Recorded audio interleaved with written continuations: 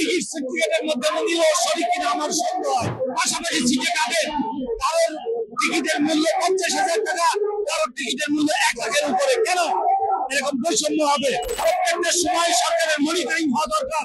এই এয়ারলাইন্স গুলো আমাদের গলা কেটে ভাড়া বেশি দিচ্ছে। এয়ারলাইন্স একটা ব্যবস্থা করে যেন এয়ারলাইন্স সময় সময় টিকিটের দাম বৃদ্ধি না করতে পারে। আমাদের আজকে কর্মসূচি এই প্রেস ক্লাবে মানববন্ধন।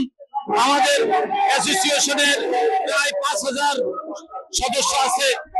আমাদেরকে সরকার সিভিল এভিয়েশন লাইসেন্স দিয়েছে, ট্রেড লাইসেন্স দিয়েছে, অন্যান্য লাইসেন্স দেওয়ার পরে আমরা কাজ করতেছি দেশ এবং জাতির জন্য, দেশের উন্নয়নের জন্য। আমরা টিকিট কাটি এবং ভিসা সহ অন্যান্য প্রসেসিং অনেকে করে থাকে। সেগুলো দেশের বাইরে থেকে এভিডেন্স যোদ্ধাদের পয়সা আসে, যার উপরে আমাদের দেশের অনেক কিছু নির্ভর করে। দুঃখ এবং ভারাক্রান্ত হৃদয়ে বলতে হচ্ছে যে এখন একটা নতুন আইন করছে সরকার, যে আইনে যাদের ক্যাফিং আছে, যাদের জিটিএস আছে, তারা ছাড়া কেউ আর ব্যবসা করতে পারবে না।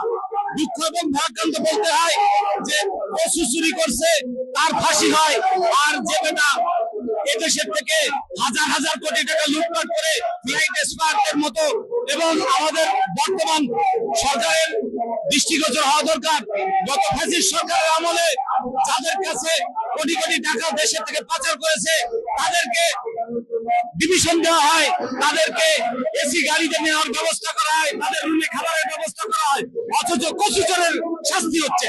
ঠিক অনুরূপ ভাবে এই ট্রাভেল এজেন্সি তাদের বিরুদ্ধে সরকার একটা নতুন কালো আইন করতেছে যে যাদের সিভিল এভিয়েশন লাইসেন্স আছে তারা টিকিট করতে পারবে না, অন্যকে টিকিট বিক্রি করতে পারবে না। এর মানে হলো যে এই সরকারের প্রধান উপদেষ্টা যিনি আছেন উনি একটা এয়ারলাইন্সের উদ্বোধন, উনি এবং ব্যবসা ওনারা মনে হয় এদিকে করতে চায়, কালোবাজারি করতে চায়। টিকিট সার্টিফিকেটের মধ্যে উনিও শরীর কিনা আমার সন্দেহ হয়।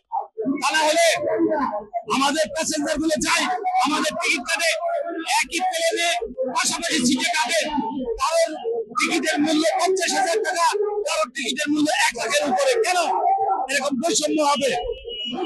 সকল যেমন ঈদের সময় সরকার মনিটরিং করে, প্রত্যেকটা সময় সরকারের মনিটরিং হওয়া দরকার।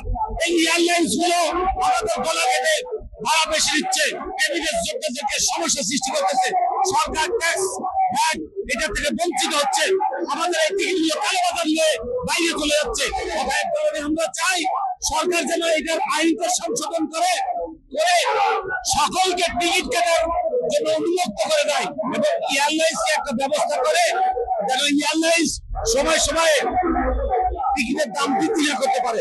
যেমন ভাবে ধরেন 10 টাকার টিকিট 10 টাকায় থাকবে, যে আগে আসবে প্লেনে 50টা সিট আছে, 50টা সিটের কথা উদাহরণস্বরূপ 10 টাকা করে বিক্রি হবে।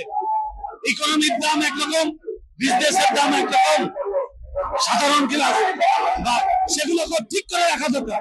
দুঃখ এবং ভারাক্রান্ত হৃদয়ে বলতে হচ্ছে যে আমাদের এই টিকিট কাজে কোনো সহযোগিতা নাই, সরকারের সহযোগিতা থাকা দরকার ছিল।